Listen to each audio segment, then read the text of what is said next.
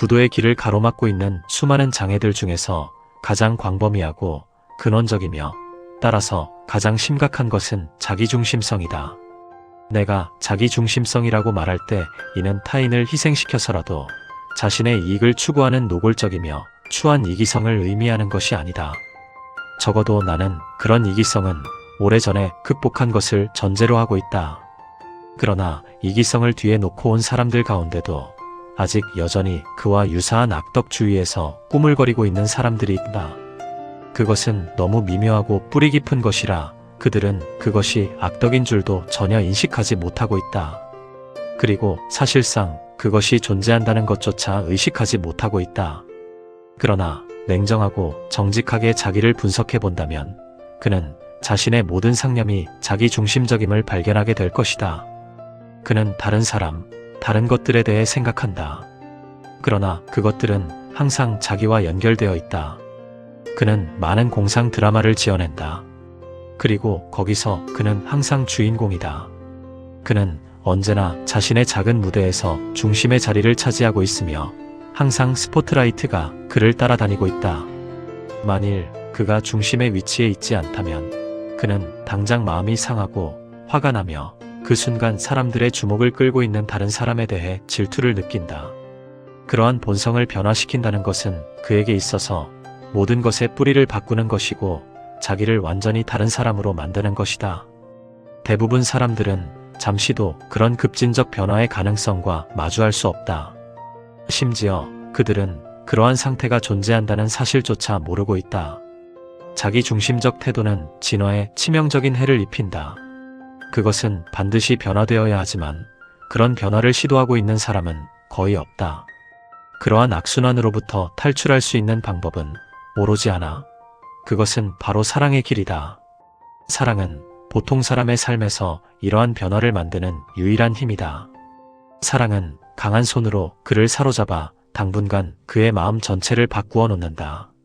적어도 한동안 이른바 사랑이라는 것에 빠지게 되면 연인이 그의 원에서 중심을 차지하게 된다. 그리고 그는 자신이 아닌 그녀의 관점에서 세상의 모든 것을 생각하게 된다. 그는 그녀를 여신처럼 생각한다. 그러나 사실 다른 사람이 보기에 그녀는 그저 평범한 여자에 지나지 않는다. 그러나 그에게 있어 그녀는 우아함과 미의 화신이다. 그는 그녀 안에서 신성을 본다. 그러나 평상시에 보지 못할 뿐이지 우리들 모두 안에는 신성이 잠재해 있다. 사실 대부분의 경우에 어느 정도의 시간이 흐르고 나면 열정은 사라지고 그는 또 다른 대상을 향해 그것을 옮겨놓는다. 그럼에도 불구하고 그 당시만은 자기 중심성에서 벗어나 있으며 보다 넓은 시각을 갖고 있다. 보통 사람들은 이와 같이 무의식적으로 자기 중심성에서 벗어난다. 그러나 오컬트 학도는 그것을 반드시 의식적으로 행해야 한다. 우리는 의식적으로 삶이라는 원의 중심에서 자신을 내치고 그 자리에 대신 마스터를 앉혀야 한다. 우리는 본능적으로 이를 어떻게 하면 자기한테 맞출까? 그것으로 무엇을 할 수 있을까? 어떻게 하면 자기를 이익되고 즐겁게 할 수 있을까 하고 생각하는 버릇이 있다. 그러나 이제부터 우리는 모든 것을 마스터가 보시기에 어떠한가 하는 관점에서 생각하도록 배워야 한다. 왜냐하면 마스터는 오로지 인류의 진화를 돕기 위해서만 살고 있기 때문이다. 그것은 우리가 모든 것을 진화에 도움이 되는가 아니면 방해가 되는가 하는 관점에서 바라보아야 함을 의미한다. 처음에는 이것을 의식적으로 해야 한다. 그러므로 어느 정도의 노력이 요구될 것이다. 그러나 그것이 무의식적, 본능적으로 될 때까지 인내를 가지고 꾸준히 해나가야 한다. 어느 마스터의 말씀을 인용해 말하면 우리는 반드시 자기를 잊고 오로지 타인의 이익만을 생각해야 한다. 심지어 그렇게 되었다 하더라도 우리는 자기 자신을 기만하거나 미묘한 형태로 옛날의 자기중심성으로 돌아가지 않도록 극히 주의해야만 한다. 그동안 선하고 열성적인 신지학회의 사역자들이 바로 그러한 실수를 저질러 왔음을 알고 있다. 그들은 자신을 신지학회의 일과 동일시하여 자기의 사상이나 방법에 동의하지 않는 자들을 마치 무순적 대하듯이 해왔다. 많은 사람들이 자신의 길을 유일한 길이라고 여겼고 자기와 의견이 일치하지 않는 자들은 배반자라고 생각해왔다. 그러나 이것은 자기 중심성이 교묘히 슬그머니 다시 옛날의 그 자리로 기어 돌아온 것이다. 따라서 다시 그것을 물리치는 작업을 시작해야만 한다. 제자가 바라야 하는 유일한 힘은 그가 사람들의 눈에 아무것도 아닌 것으로 여겨지는 것이다. 원의 중심 자리에 그가 있을 때도 일을 잘할 수 있을지 모른다. 그러나 마스터가 원의 중심 자리에 있게 되면 그는 단순히 그렇게 해야 되기 때문에 일을 할 것이다. 일은 일 자체를 위해 하는 것이지 일을 하는 사람을 위해 하는 것이 아니다. 그러므로 제자는 자기의 일은 마치 다른 누군가의 일처럼 생각해야 하고 다른 사람의 일은 자신의 일처럼 생각하기를 배워야 한다. 중요한 것은 일의 성취이다. 그 일을 누가 하는가는 별로 중요하지 않다. 따라서 제자는 자신의 일을 너무 대단하게 생각해서도 안 되고 다른 사람의 일을 부당하게 비난해서도 안 된다.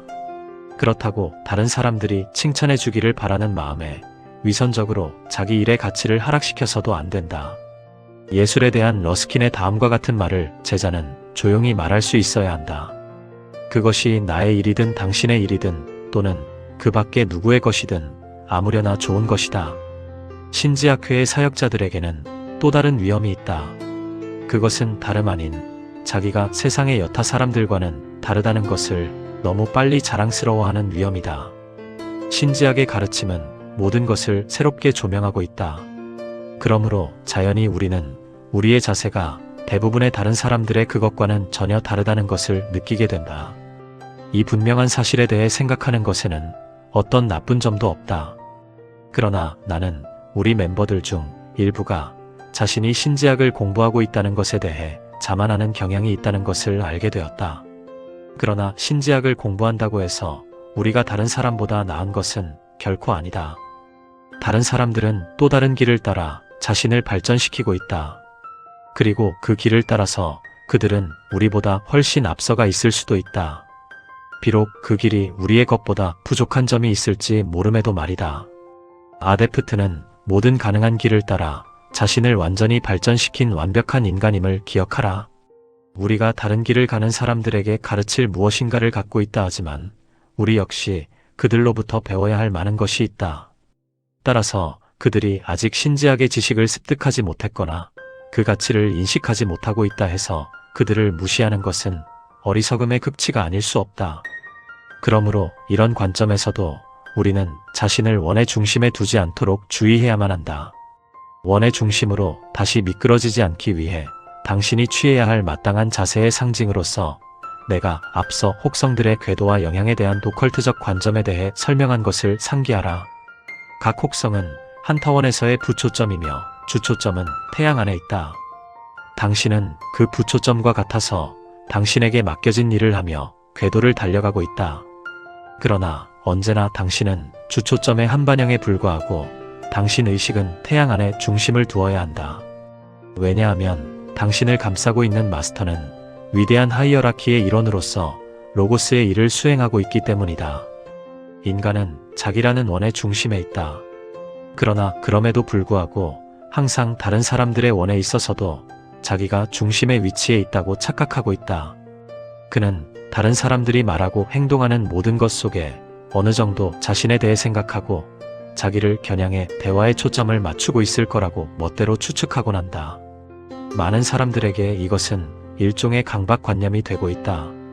그들은 타인들도 자신한테 완전히 몰입해 있고 타인에 대해 전혀 생각하고 있지 않다는 사실을 전혀 인식하지 못하고 있는 것 같다. 이렇듯 사람들은 스스로 전혀 쓸데없는 근심과 걱정을 자꾸 만들어내고 있다. 이 모든 것은 우리가 사물을 제 정신을 가지고 이성적으로 통찰할 수만 있다면 피할 수 있는 문제들이다. 사람들이 걸핏하면 좌절하는 것도 그 자신이 원의 중심에 자리 잡고 있기 때문이다. 좌절은 자신에 대해 생각하고 있는 사람에게만 찾아오는 것이다. 만일 마스터가 우리 원의 중심에 있다면, 그리고 우리가 모든 에너지를 집중하여 마스터에게 헌신하고 있다면 우리에겐 절망할 시간이 없을 뿐만 아니라 전혀 그러한 경향에 빠질 수 없다. 그런 사람은 자기가 일할 수 있기를 너무도 갈망하고 있기 때문이다. 이러한 자세는 베산트 여사가 그녀의 자서전 속에서 언급하고 있는 바와 같다. 해야 할 일거리를 보았을 때 우리는 보통 사람들처럼 이렇게 말해서는 안 된다.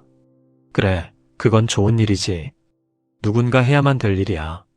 그런데 왜 하필 내가 해야지? 대신 우리는 마땅히 이렇게 말할 수 있어야 한다. 누군가 이 일을 해야 한다. 그러니 내가 해선 안 될 이유가 없지 않은가?